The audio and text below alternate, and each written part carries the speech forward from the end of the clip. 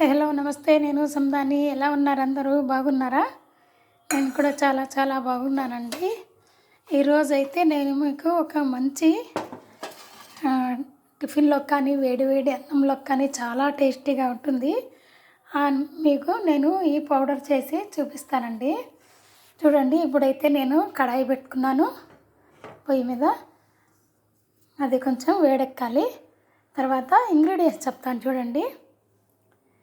జీలకర్ర, ధనియాలు, వెల్లుల్లి, పల్లీలు, ఎండుమిర్చి, ఎండు కొబ్బరి,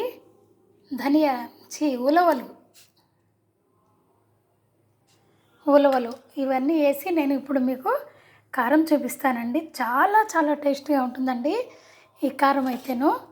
ఇప్పుడు ముందు మనము ఆయిల్ వేసుకుందామండి. కొంచెము ఆయిల్ వేసుకొని తర్వాత కొంచెం వేడెక్కాక ముందుగా మనము ఎండుమిర్చి అయితే వేయించుకుందాము.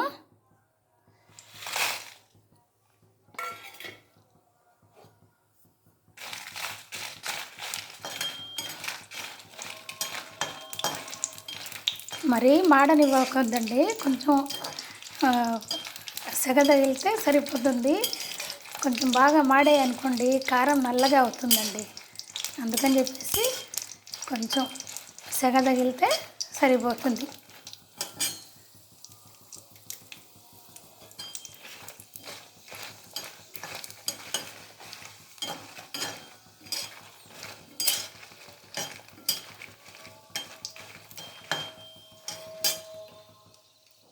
ఇవి తీసేసుకుందామండి.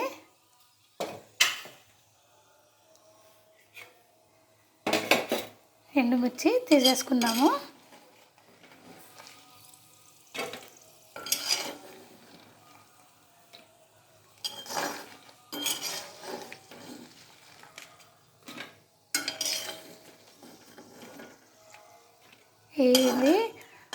ఈ ఉలవలు అనేవి చాలా మంచిదండి హెల్త్కి. దాంట్లో మంచిగా ఫైబర్ కంటెంట్ ఎక్కువగా ఉంటుంది. అందులో మన తాతలు, అమ్మమ్మలు, నానమ్మలు ఆ కాలంలో ఉలవలు బాగా యూజ్ చేసేవాళ్ళండి. గుగ్గుళ్ళు అలాంటివి ఉడకబెట్టుకొని తినేవాళ్ళు. తర్వాత మా డాడీ అనేవాళ్ళండి, ఎప్పుడు ఉలవలు గుర్రాలకి వేస్తారు,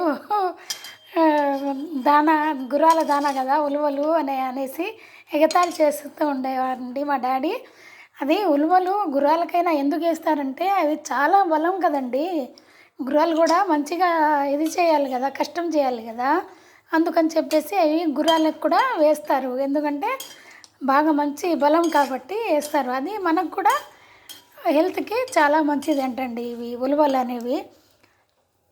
చాలామంది చెప్తూ ఉంటారు. తర్వాత ఈ ఉలవలు అనేవి చారు కూడా పెట్టుకోవచ్చండి. మనము గుగ్గుళ్ళు చేసుకున్నాక ఆ కట్టు వస్తుంది కదా, ఆ కట్టుతో మనము రసం కూడా వేసుకోవచ్చు. తర్వాత ఉలవ చారు బిర్యానీ కూడా చేసుకోవచ్చండి. చాలా టేస్ట్గా ఉంటుంది అది కూడాను. నేను కూడా ఒకసారి చేసి మీకు ఎప్పుడైనా చూపిస్తానండి. ఇప్పుడైతే ప్రస్తుతానికి మీకు నేను ఈ ఉలవలతో ఒక పౌడర్ కారం అని అనుకోవచ్చు చేస్తాను. చాలా చాలా బాగుంటుంది, మీరు చూద్దరు. కానీ ఇవి కూడా వేగిపోయాయండి. కొబ్బరి కూడా వేగిపోయింది.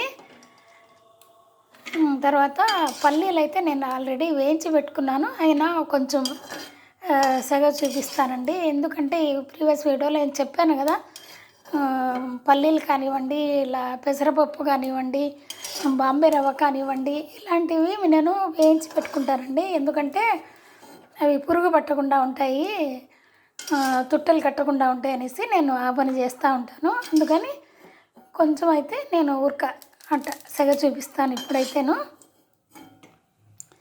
తర్వాత ఇప్పుడు ఉలవలు వేయించుకుందామండి.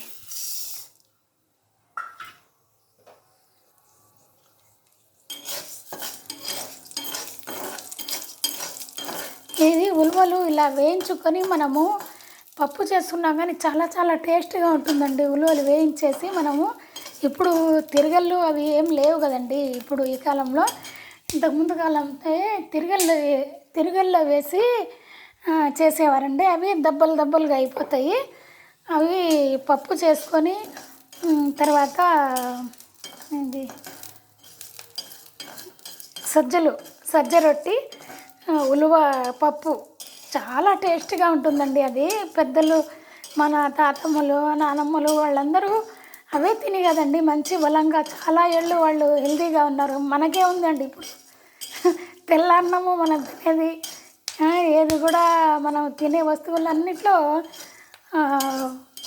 ఎక్కువగా బజార్లో తెచ్చుకున్నవన్నీ ఏంటంటే ఎక్కువగా ఇది మైదా కలిసి ఉంటుందండి. అందుకే మైదా అనేది హెల్త్కి చాలా చాలా డేంజర్ అండి. మైదా చాలా వరకు అవాయిడ్ చేస్తేనే మంచిది అసలు. కానీ పిల్లలు అలాంటివే బజార్లో ఉండేవి బాగా మంచిగా లైక్ చేస్తారండి తినేదానికిను. కానీ మనము ఎంత మంచిగా ఇంట్లో చేసి పెడితే అంత మంచిదండి పిల్లలకి. బజార్లో తినే వాటి కన్నా కానీ మనం ఇంట్లో చేసి పెట్టడం చాలా చాలా మంచిదండి హెల్త్కి. మనం అనుకుంటాం కానీ ఇప్పుడు ఏముందిలే మన పిల్లలు ఏం పెద్దగా తినరు కదా, ఏదో 1-2 తింటారు అని అనుకుంటాం. కానీ ఆ 1-2నండి, 1-2 10 అవుతాయండి. రోజు 1 తిన్నా కానీ 10 రోజులకు 10 అవుతాయి కదా. అది హెల్త్కి ఎంత డేంజర్ అనేది మనం గమనించాలండి. పిల్లలు తింటున్నారులే ఏదో ఒకటి తింటున్నారులే అని మనం అనుకోకూడదండి. పిల్లలు ఏది తింటున్నారు ఏది తినకూడదు అనేది పెద్దవాళ్ళు మనము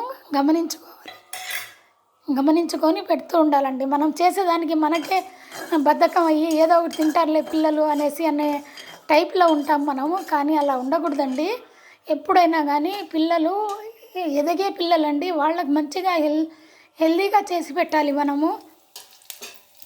మనదంటే అయిపోయింది అనుకోండి, మన అమ్మ వాళ్ళు వాళ్ళ పరిస్థితులకు తగ్గట్టు వాళ్ళు చేశారో లేదో మనకు తెలీదు. కానీ మన భగవంతుడి దయ వల్ల మనకు అన్నీ ఉన్నాయి కాబట్టి మనము పిల్లలకి హెల్తీగా మనమే స్వయంగా చేసి పెట్టాలండి. పిల్లలకి పెడితేనే వాళ్ళకి బాగా ఆరోగ్యంగా ఉంటారండి పిల్లలు. రోజు ఒక నువ్వుల లడ్డు కానివ్వండి,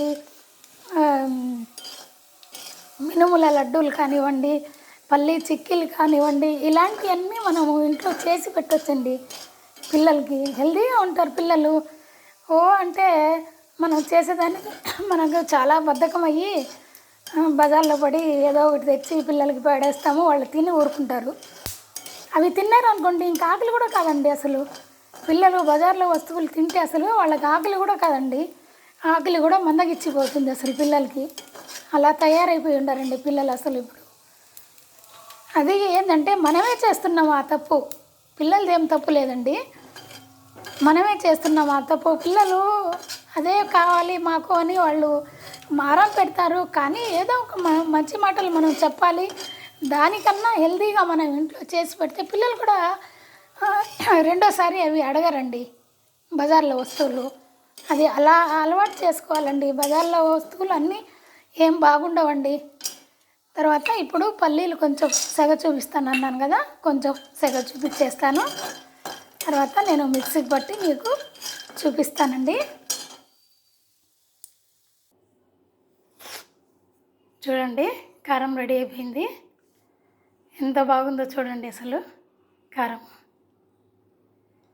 తినేదానికి కూడా చాలా చాలా టేస్టీగా ఉంటుందండి. స్మెల్ కూడా అంత కమ్మగా వస్తుందండి. స్మెల్ కూడాను అంత మంచిగా స్మెల్ వస్తుంది. తింటే ఉప్పు వేసుకోవాలండి. నేను ఉప్పు చెప్పడం మర్చిపోయాను మీకు. ఉప్పు వేసుకోవాలి మిక్సీ పట్టేటప్పుడు. ఇది మనము ఒక సీసాలో ఎత్తి పెట్టుకుంటే మనము చాలా రోజులు మనకి, అంటే ఎన్ని రోజులు ఉంటే అన్ని రోజులండి. మొత్తానికి అయితే 15 days 20 days దాకా మనము ఇలా స్టోర్ చేసుకొని అప్పుడప్పుడు తింటూ ఉండొచ్చండి. దోశలకు కానివ్వండి, ఇడ్లీలోకి కావాలండి, వేడి వేడి అన్నంలో కూడా చాలా టేస్టీగా ఉంటుందండి. ఓకేనా అండి, మీరు కూడా ట్రై చేయండి. దీన్ని ట్రై చేసి మీరు టేస్ట్ చేసి నాకు చెప్పండి ఎలా ఉందో ఏమో. ఓకేనా అండి. నా ఛానల్ కొత్తగా చూసేవాళ్ళు ఉంటే సబ్స్క్రైబ్ చేసుకోండి. ఈ వీడియో వేరే వాళ్ళకి, అది మీ ఫ్రెండ్స్కి రిలేటివ్స్కి అందరికీ షేర్ చేయండి, వాళ్ళకి కూడా యూజ్ అవుతుంది. ఓకేనా అండి, బాయ్.